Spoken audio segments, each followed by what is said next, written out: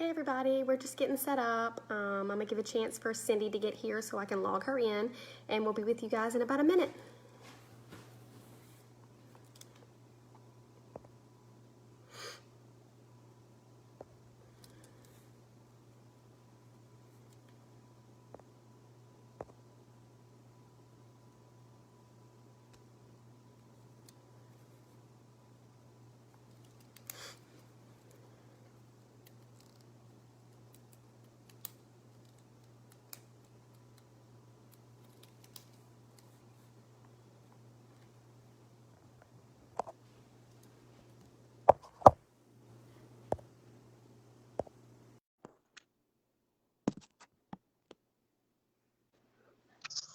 Hey, Hey. I'm gonna give it just give it a minute or two so people can start joining. Hey guys. Oh Lord, look at that big old light. Ugh. You good? Above my head. I'm gonna give it a minute or two. I see people are starting to get on. All right, and I have everything set up and ready to go. Sounds like a plan.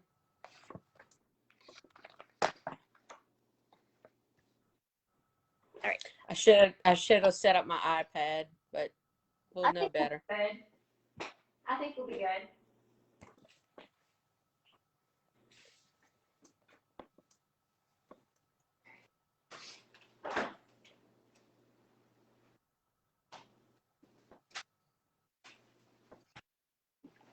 All right, let's go ahead. You ready?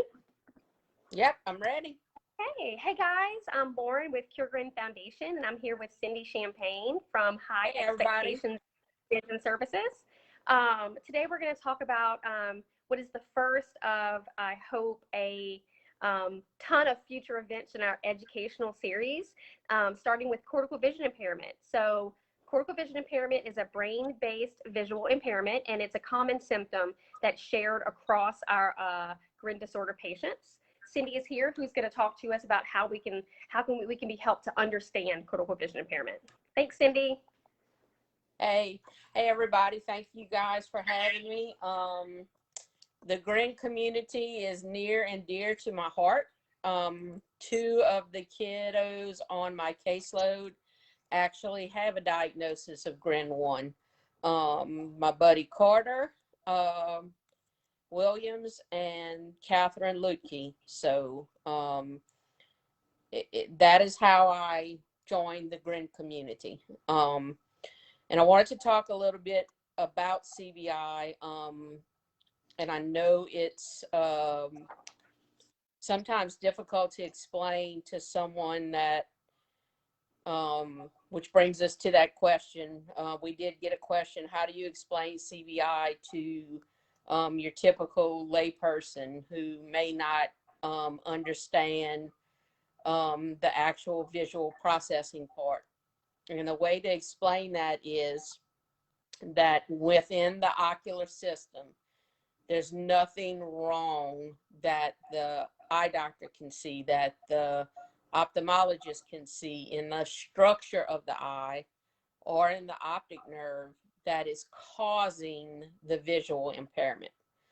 So what ends up happening is that signal goes all the way through the eye, and the eye's processing it fine, and it gets to the brain. And then once we get to the brain in CVI, the brain just can't really figure out what to do with the pieces of the picture that it's seeing.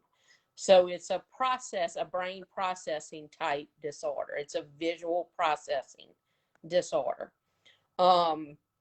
If you look at the optical and visual system within the brain, so your signal is getting back to that occipital lobe, which is that little blue area in the back, okay?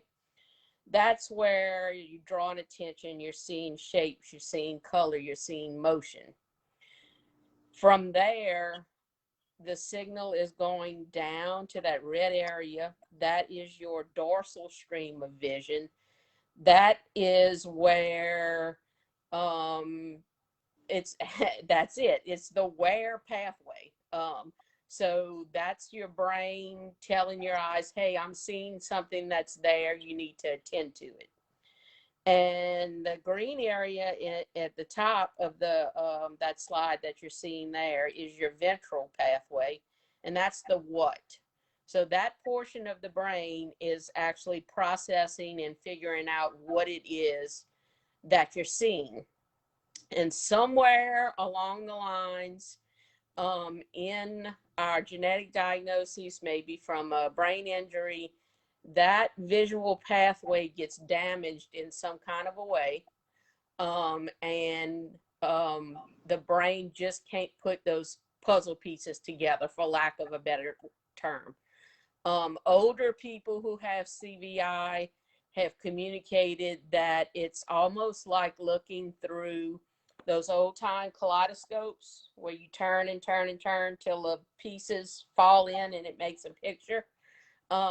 That's what the world looks like to them. It can be very overwhelming visually. And when you're looking at being overwhelmed visually, the easiest thing for the brain to do is just shut that part off. It's easier to not look than it is to look. Okay. So Lauren, if you can flip, we know that there are many known causes of CVI. Perinatal hypoxia, hypoxic ischemic encephalopathy, resulting from lack of oxygen to the brain, hydrocephalus, traumatic brain injury, congenital infections like CMV, toxoplasmosis, those types of things, intraventricular hemorrhages in the brain, periventricular leukomalacia, seizures can cause, of course, damage to that visual pathway in the brain.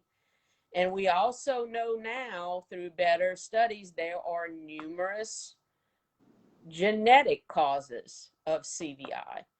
The Grin family is one of those genetic causes of CVI. It does not, for your child to have CVI, it does not and if you have a genetic cause, it does not necessarily have to be related to seizures or any type of brain injury. So what I wanted to briefly do, Lauren, next is talk about what we found through study, particularly Dr. Christine Roman-Lancy, is we know that when a child has CVI, you will see 10 very specific, very unique visual behaviors, okay? The first one is a preference to a color. One of the questions we had is CVI color preference, let's see, how was it phrased? Does it really exist? And I think preference may be a word that kind of throws it off a little bit. What you will notice is that your child is drawn to very bright and vibrant color. You may notice that they tend to visually orient to one color over another. That's where the preference comes in. I just attended a conference, and we know that one of the primary colors that we find is preferred in a lot of our kids is red. And what they are thinking is that when you're in the womb, right, you're seeing red because you're seeing the inside of the womb. So what they're thinking is that is a primitive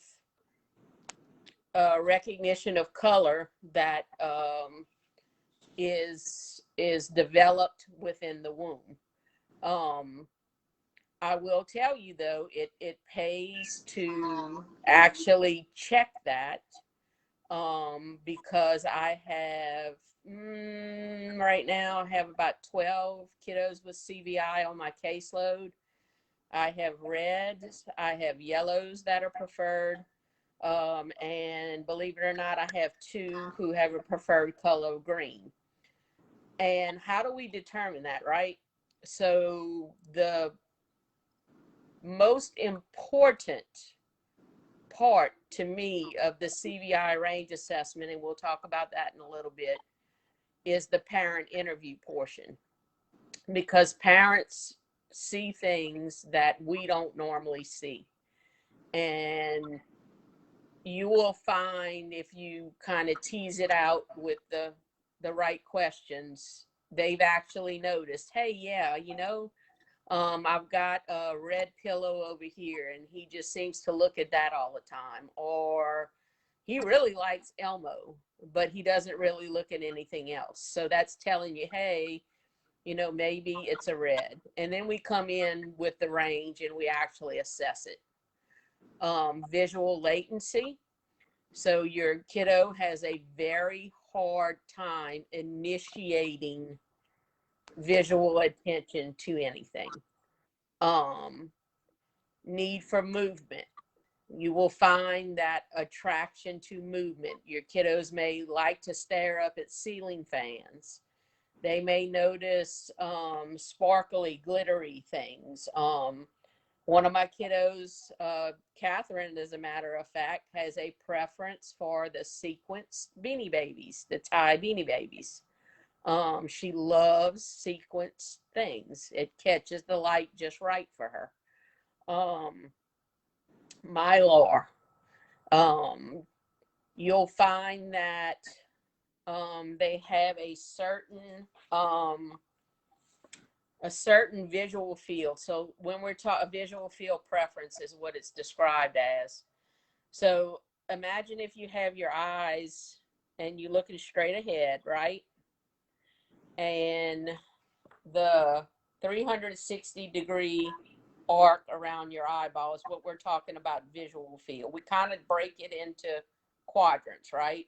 So we have a lower field, we have an upper field, and we have a left and we have a right. And what we found with kiddos who have CVI, as their vision begins to improve, they will normally have a preferred field starting out that's left or right, your 4 peripherals. And then as their functional use of vision improves, you'll find that that central field, they'll start to notice things in their central field. Then they bring in stuff that's in the upper field, okay? Many times that lower field never really comes back. That is why you will find scales of blindness such as cane travel for some of our kiddos who are mobile is very important because they have no lower field. It's hard for them to see when they're walking. They're fearful going up and down with transitions in height.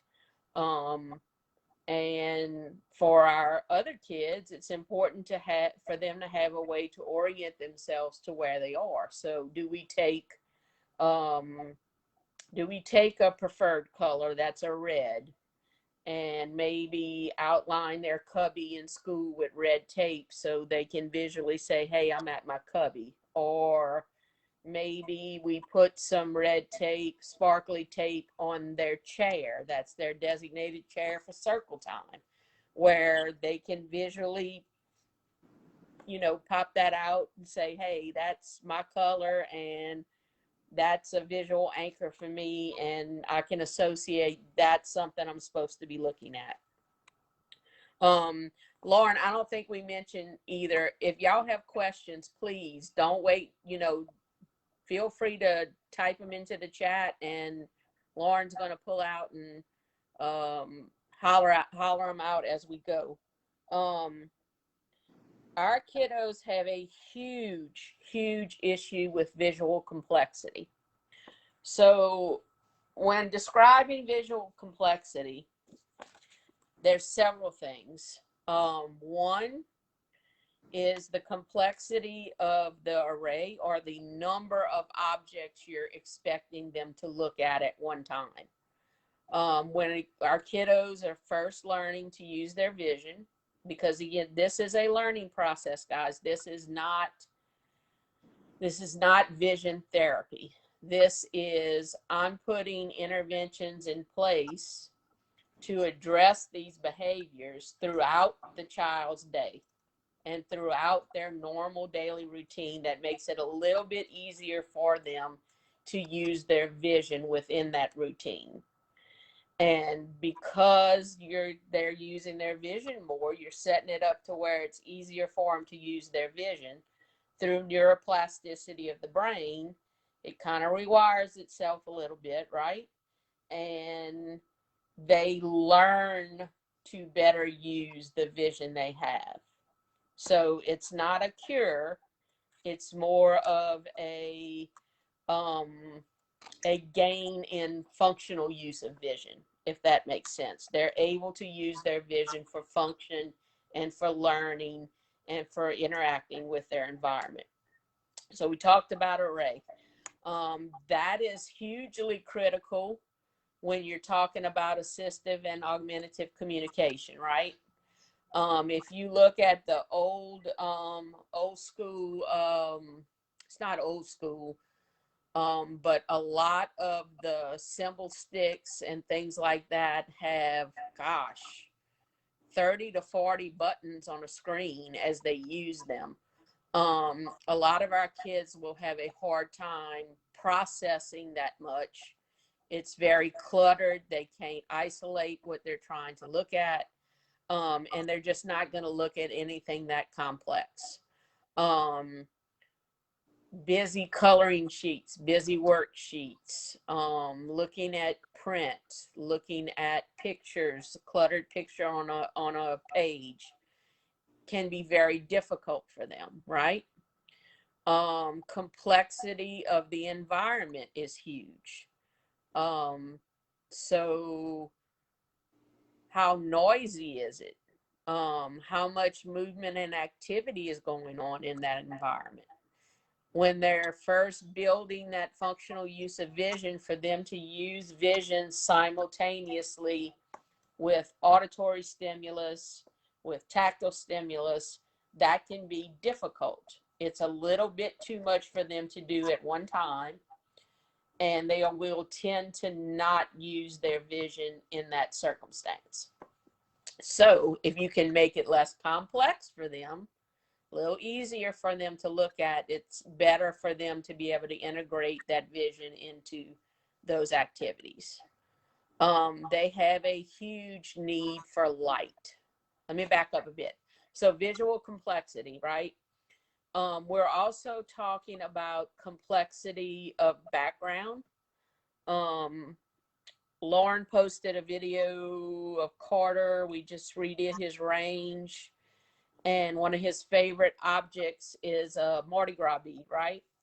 If I took a single Mardi Gras bead and I put it on a black background, it's a familiar object for Carter. It's one of his favorite objects. Putting it on a black background, he immediately visually oriented to it and reached for it. We took that same bead and put it on a complex pattern piece of material. And it took him a long time. He looked and he knew the bead was supposed to be there, but he couldn't find it. He would look up, he would come back. He would look away, he would come back. Finally, we moved it into what his preferred field is. And just that little movement and adding a little bit sparkle, he was able to pick it out. But it took a good 4 or 5 minutes for him to be able to locate it. So that's huge. Complexity of faces. And it is so difficult for a mom or a dad to sit there and tell you, I just really want them to look me in the eyes.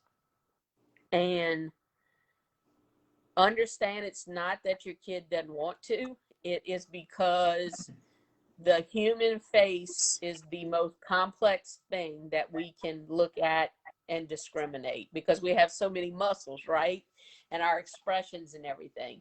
So recognizing familiar faces comes, but it's going to come midway, and it's going to come a little bit later when they've been using their vision a little bit more. They have a significant need for light. If you find that your kids like to light gaze out of windows, they're distracted by light, you can't really redirect them right now from the windows. They stare at overhead lights. That is giving them that visual stimulus in the brain that they need. And they will orient toward light. The neat thing about it is, we were talking about, like early, one of the questions was early in a diagnosis with a child who's not yet one. And I'm probably going to guess at that age, you're looking at where the child is just starting to use his or her vision, right? You can take that need for light and use it to your advantage. So I've got proof balls on edges of flashlights. I know it's bright, but you can take this in a dark room and have them track, kind of have it by them, have it have them reach out for it. It's a good motivator. I use Mardi Gras beads on a light box a lot to encourage movement and reaching. When you first start doing this, this is a cheat, guys. You know those signs that you can get that you put the letters on for like birthday parties and stuff? That's one of those. And then I took some Mardi Gras beads and just glued it on a ruler where I could Velcro on and off. And so then you've got backlit beads. What does that say? I saw a question, Lauren. I know, I see it, but I don't understand it. It says you can take, I don't understand it. From Lena. Okay. I don't understand her question. Okay, yeah. It went so fast for me, I was like, hello. Okay. Pom-poms, Mylar pom-poms in the preferred color. The neat thing about Mylar is it's shiny and it has properties of movement.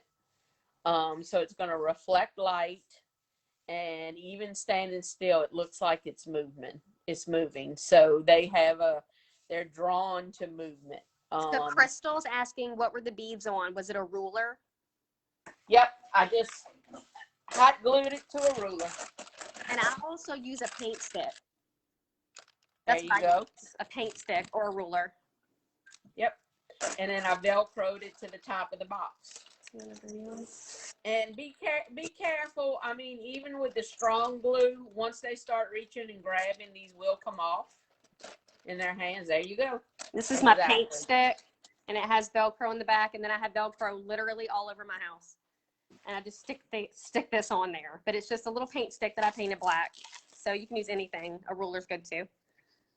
Yep.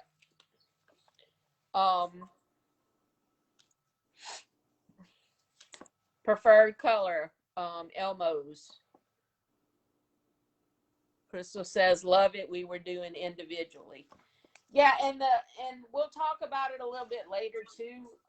But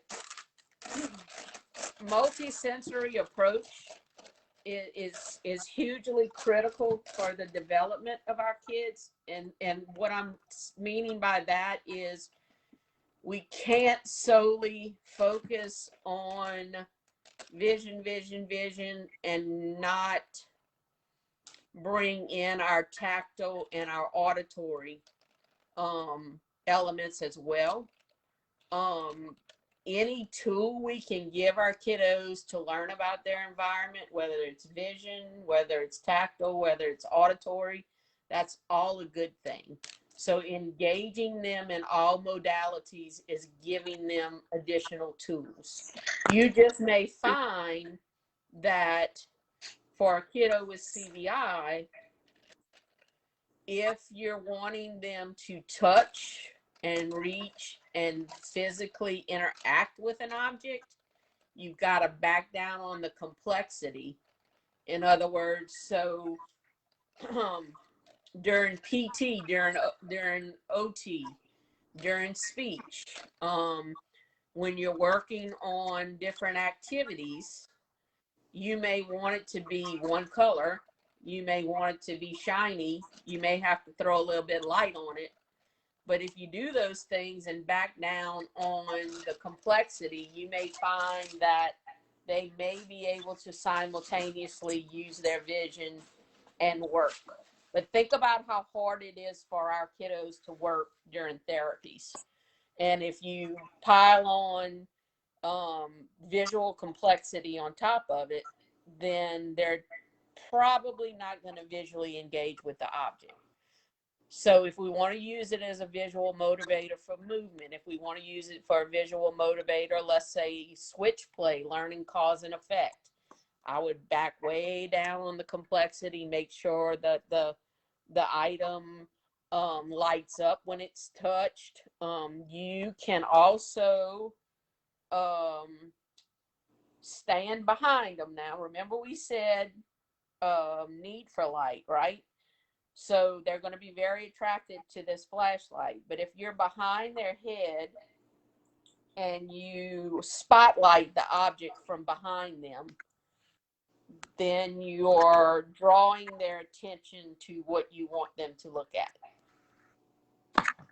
When my son looks at something that is stimulating or exciting, something moving or with lights, he will look away and back and forth. Yes. Okay. So, look away behavior is what we call it. It's look. I'm going to look away. Okay.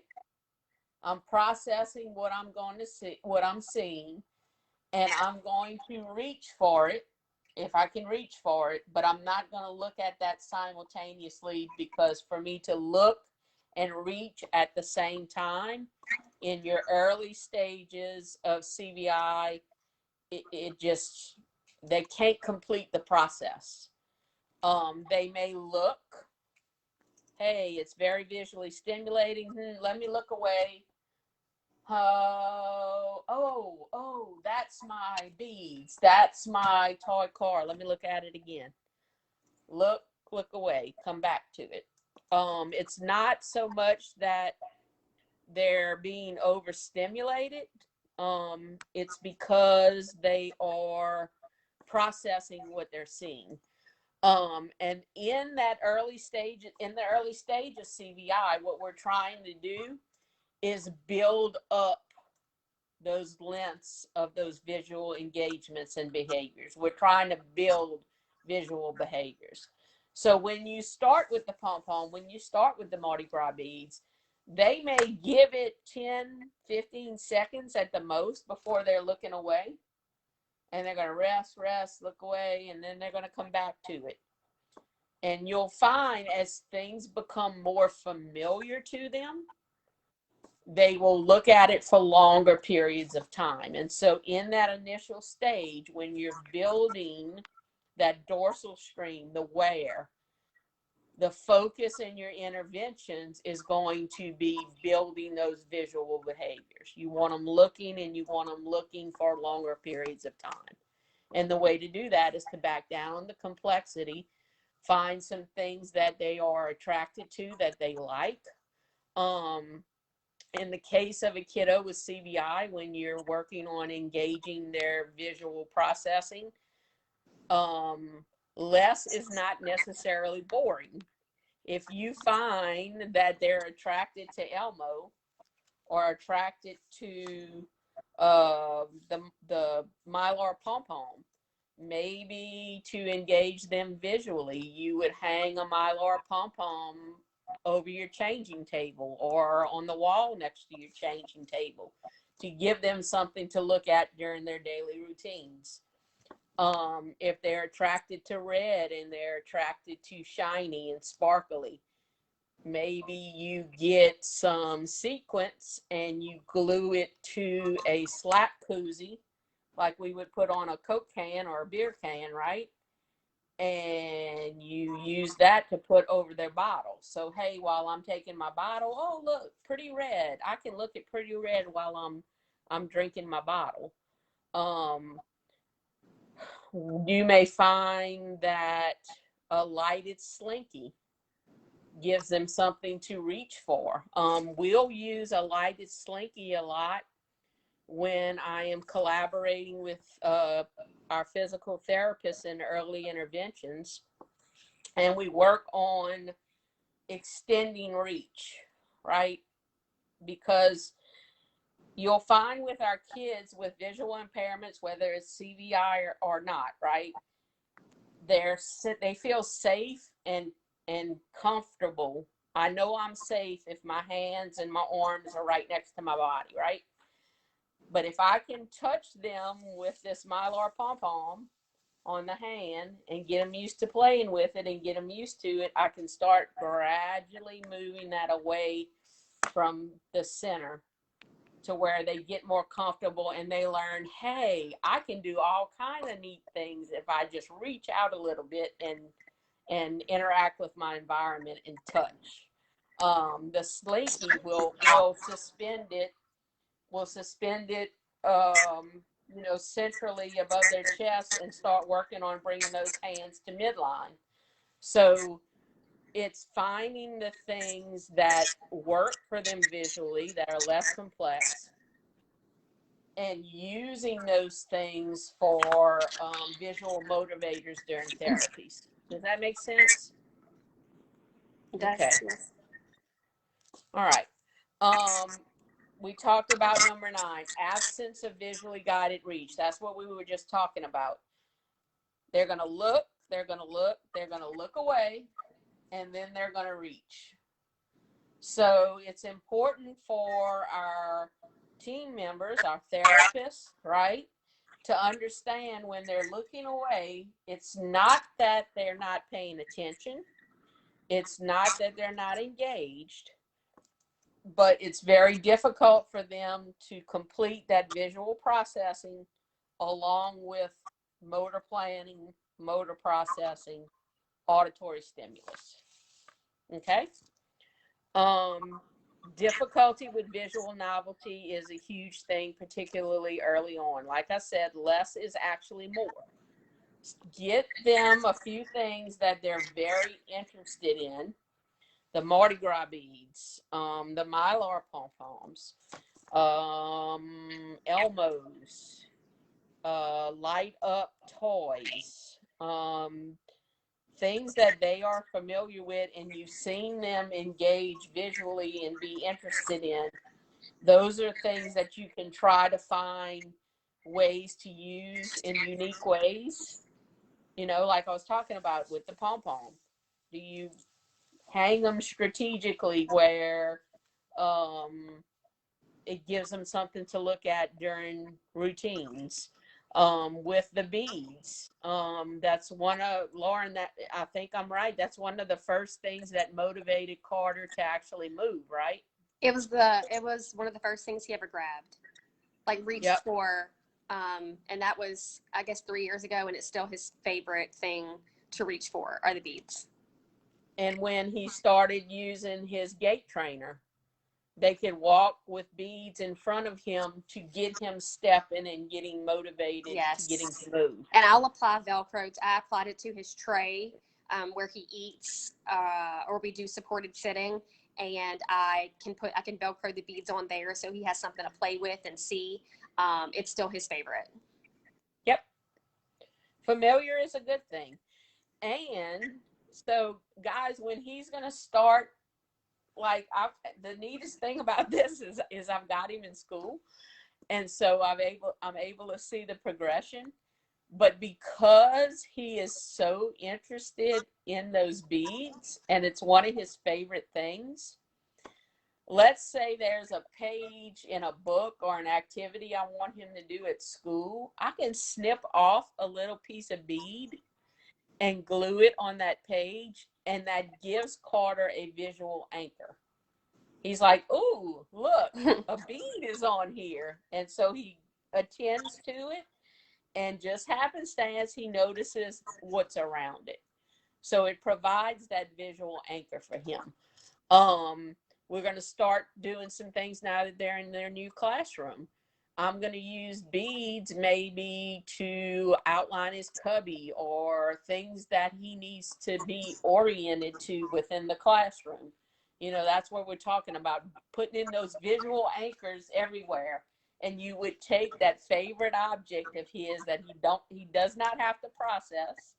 He knows it's not going to hurt him. He knows it's one of his favorite things, and that's going to draw his attention. So we have a question. So, and it says he still uses the same color beads, and no, he doesn't. So when Carter first started reaching, they were red.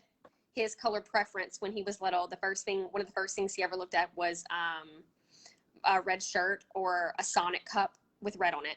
So red was his color preference. I first noticed that when he was a little over a year old. He didn't start reaching for the beads until he was sitting. So that was about 2 years old. And now I can use any color, and he's attracted to them. So we don't stick with the same red. So I have a lot of these that I make. And so I just do multiples of different colors, but I just buy bags of beads and cut them off. So he's very attracted to any of them now. Yeah. The other thing we did, remember we were talking about multisensory approach and bringing in your auditory and your tactile. One of the things Catherine's mom did is actually when she got further along using her vision, her beads are her favorite, to give her some auditory feedback when she reached and played with the beads. Mom actually tied some little bells on the end. So it gave her that auditory feedback when she played with it, and it brought in that auditory. Switch toys are huge for that. You want to bring in the light, you want to bring in the movement, you want to bring in the auditory. But like I said, we don't want to rule out tactile either. Tactile exploration is huge. When we can get it. Okay. Next, Lauren. So what should you do if you suspect CVI? First of all, if you know that you have a known cause, you've noticed at least one of those visual behaviors, you should see an ophthalmologist or an optometrist. Lauren, did we decide how we were going to do this with the cards? The cards, I don't know how we can get them to everybody, but we will figure it out. Yeah, we will figure this out.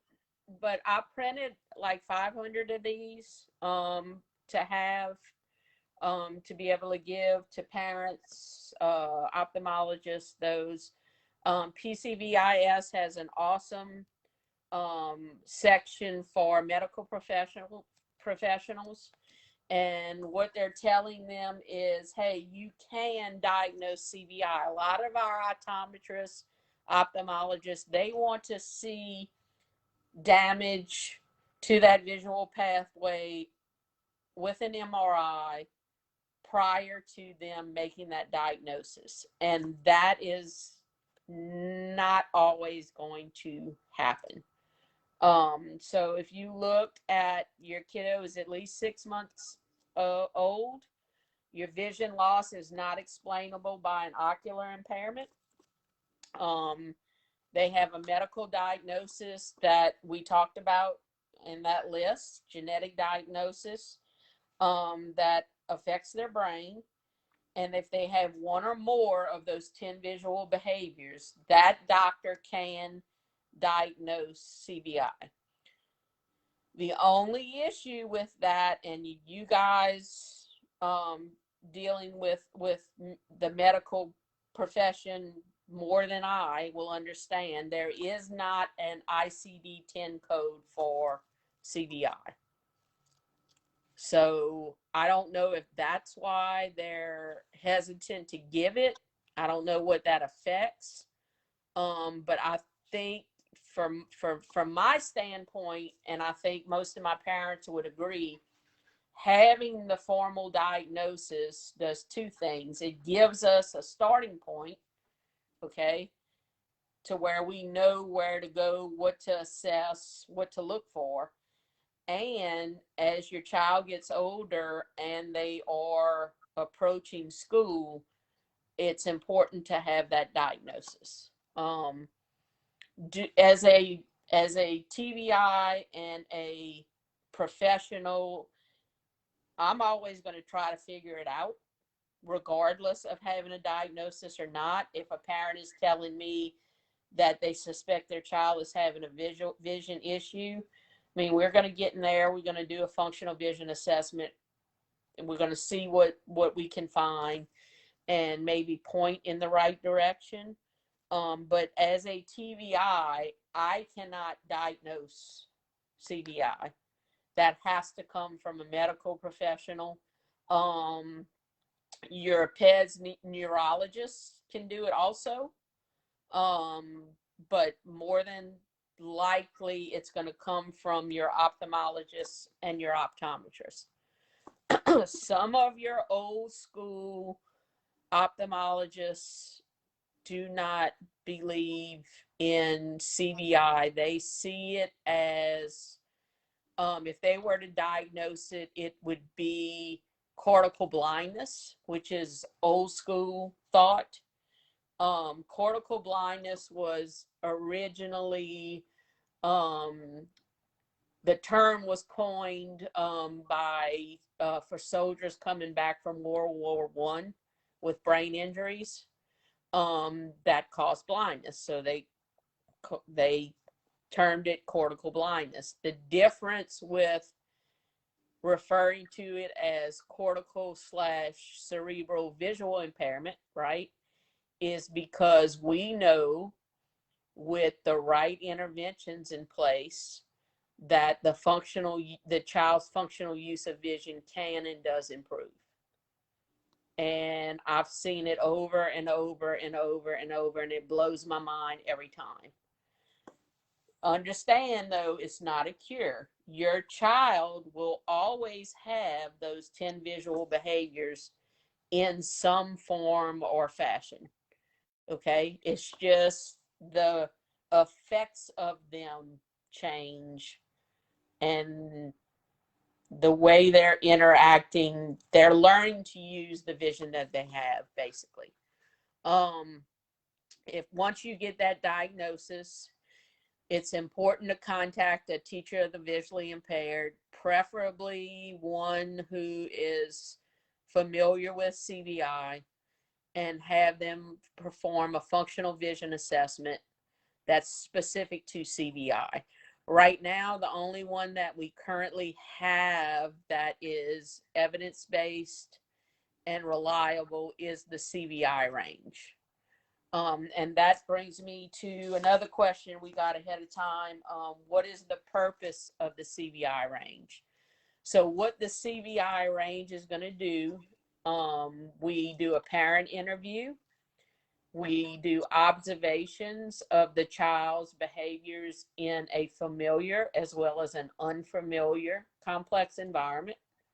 And then we actually do a little assessment where we are targeting those different behaviors to see how they're functioning within that behavior. It quantifies those visual behaviors and gives you a score. The score is going to kind of give you an idea of where to start with interventions. And when we talk interventions, again, it's not like physical therapy. It's not like OT. It's not like speech therapy. We are changing the environment to make it easier for the child to interact with that environment from a visual standpoint. And those scores on that range give us an idea of where the child is functioning visually at this point in time that the assessment was done. and it gives us an idea of how to do targeted interventions. So if I know that through the CVI range, this kiddo that I have is just starting to learn to use their vision, okay? I know that their preferred color is red from my assessment and from the parent interview. Then the things I'm going to make for them to visually engage with or to visually motivate them to move is going to include those things. That makes sense a little bit, right? Yeah. And a lot of it, guys, is trial and error. I mean, it's like that with any type. This is an educational intervention. It's not a medical intervention. All educational interventions, we know our starting point, but they're very, very, very child specific. And you keep throwing stuff against the wall till you find the result that you want. The most important thing from all of this is presume competence, okay, presume ability, and never give up. And it's our job. One of my TVI friends coined this phrase, and I use it all the time. We as TVIs are access creators. So my job is to come in and assess and brainstorm with you as parents. How can we modify and adapt to give your child better access to their world? That's what we do. Next slide. And that brings us, that score tells us where we are in the different phases. So phase 1 of CVI is where the brain is starting to refine that dorsal stream. It's the where, hey, something's there and it's to my left and I want to look at it. Phase 2 is where they are further refining that dorsal stream, but they're starting to activate that ventral stream. So not only are they noticing things, but they're beginning to put those pieces together. So you've gone from trying to work on actual visual functioning to now we're encouraging use of vision for function, right? So I can use my vision to find something to reach for, to find something to grab, to notice something. Then you're moving into phase 3, where that dorsal stream, everything that you would associate with that dorsal stream, the where, that is resolved. And that's where you're refining that ventral stream to where you're using vision for learning. And that is why I say it is super duper critical that we take a multi-sensory approach to learning for all of our kids. Do we want to encourage visual use? Absolutely, positively, especially if we find that through use of vision, we can motivate them in therapies. We can motivate them to engage with their environment. But because it takes that long for those visual issues to resolve, and guys, sometimes they don't. A kid may get stuck in phase 2 and not move any further. How much development have we put on hold by solely focusing on the visual piece? So I think what Dr. Roman and everybody is saying is not so much, we want to encourage visual use of vision throughout that daily routine, but we also don't want to do that at the expense of development. The vision needs to complement the others. Does that make sense?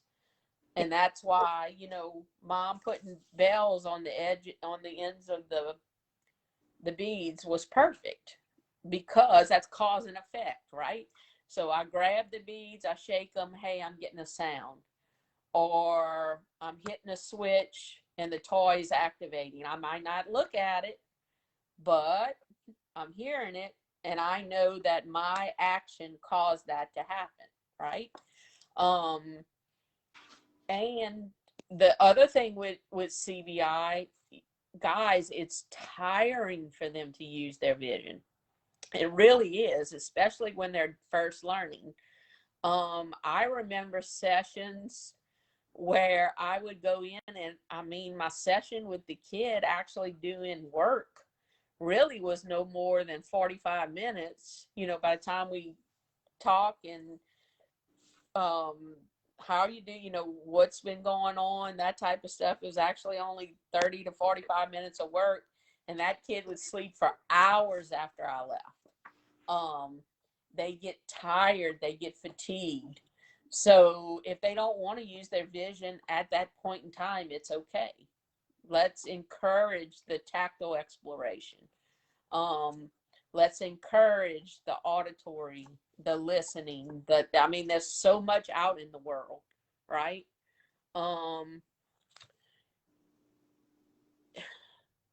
That's what I just finished saying. Visual fatigue is huge. And it's because it's an active process. It's not passive like our vision. They have to work at it. Okay. Any more questions? You guys can put them in the chat if you have any more. Are there any more that we had beforehand that didn't get answered? Yeah. So we talked about, one of the questions was how to encourage self-feeding with a kiddo who has CVI. Number one, I would put black vinyl on the top of your tray to create a situation where you can have high contrast, right? Where the food will really pop off of that black. You can put some finger foods on the tray and actually use your flashlight to spotlight. There you go. So we have, so Carter, we don't use this anymore. So Carter used this when he was, he's still really attracted to light, but we do use light to our advantage in a lot of ways. One of the ways we got Carter to, he can't self-feed right now, but he does see spoons without light now. But what we would do is we would buy these little spoons where you're supposed to put the food inside. So you can open this up, and we would put a little LED light or those little finger lights that are red or green or blue, and we put the preferred color red usually inside. This one made it really shine, really red, and we did this for a long time, and that's how he ate his food. And now if I have a spoon, a regular like kitty spoon or even a silver spoon, he'll just open his mouth. I don't have to say anything. But this is what we did for a long time to get him to recognize utensils and feeding. This I had brought out one of the finger lights. Yes. You can actually put this finger light on the handle of the spoon, and so that draws their visual attention to the spoon, and they can see it. They can see it coming. Crystal, wait, I had a question for Crystal. Teresa, she came in late. Any ideas for doorways and stairs? And Crystal, I'll provide a link for the spoons in the comments when we get done. Yes, doorways and stairs, visual anchors are going to be important.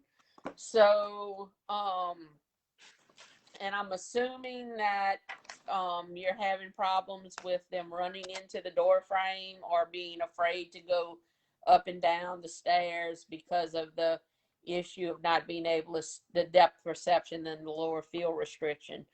I have had parents paint doorways a certain color, but a way to do that is if it's an area or corner that they're continually hitting, take some bright tape in their preferred color and kind of give them a visual anchor at eye level.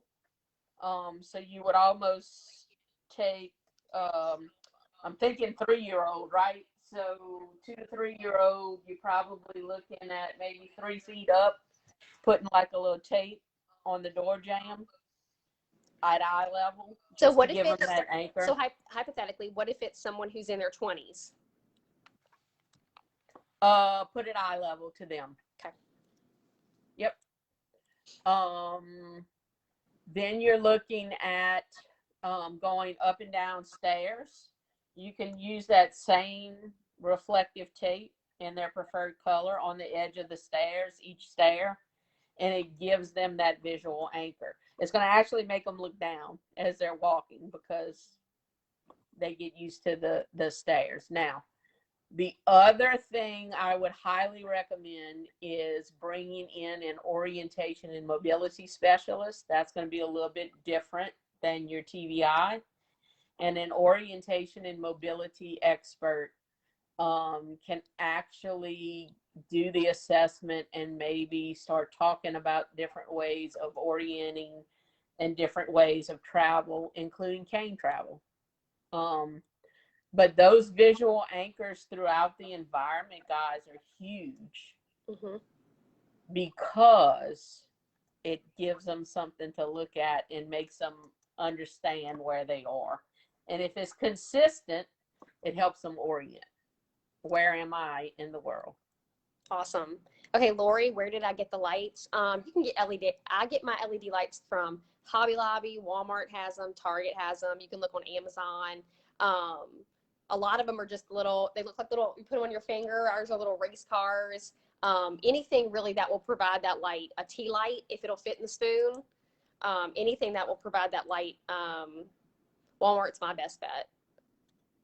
Let's see. Caitlin said, should you avoid taking your child to places that are overwhelming visually, or is it good to expose them to everyday things? I'm all about exposure, but I'm also not a real big fan of making them so miserable. I guess it's a personal choice. I think the time limit, I think that it's a good idea to expose them to any experience, whether it's overwhelming or not. But your time spent at that experience, in that experience, is just going to get longer. Does that make sense? So maybe the zoo, for example, maybe you can only go for 15 minutes, hypothetically. Okay, we saw like 2 animals that my child's overwhelmed. I'm going home. The next time you try, maybe you can see 3 animals. It just it'll get longer and longer the more you expose them to these things. Carter's always been very distracted by noise. Still to this day is distracted by noise, but I can redirect him now from that overwhelming amount of noise as he's gotten older. Yep. And it just is tiring. So keep that in mind. If you want to go out to a restaurant, let's say, bring along that preferred toy. And expect that your seated enjoyment at that restaurant might not be as long. But I agree with Lauren. I think experiences are important, and it's important for you guys and us as families, right? We need and we deserve regular experiences, and those are important. Right. Another question. You can also, like Lauren's talking about the zoo and stuff.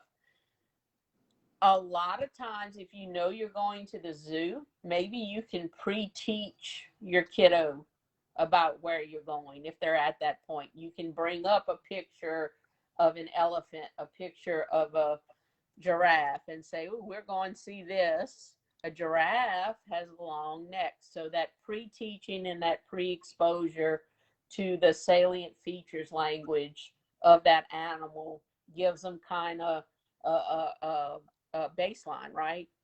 Some background knowledge before you even go. Right. It's intentional. It has to be thought out. Okay, we have another question. Are there any TVIs or vision therapists in North Louisiana? Yes. In fact, one of them is on the Cindy. Crystal Guillory is a TVI in North Louisiana. Okay. And Claire Torrent is a TVI in North Louisiana. So I'm not sure where in North Louisiana you are, but there are two up there. Where are you at, Catherine? She said, stop it. Where are you at, Catherine? In North Louisiana. Could we provide contact info for them somehow in the comments? Yes. Shreveport. Okay. Yes. And my intent, Catherine, because Claire just finished her coursework for CVI, Ms. Torrent, and Crystal is really getting into the CVI piece too. And they are both very interested in seeing some CVI range assessments being done. So I do plan on making a trip up there in the next couple of months once we get settled with school. It's been a crazy year, y'all. I mean, normally things are kind of by now, and it's just been nuts. So I'm hoping to line up some CVI range assessments up that way. That's so awesome. Those ladies can participate. What you think, Crystal?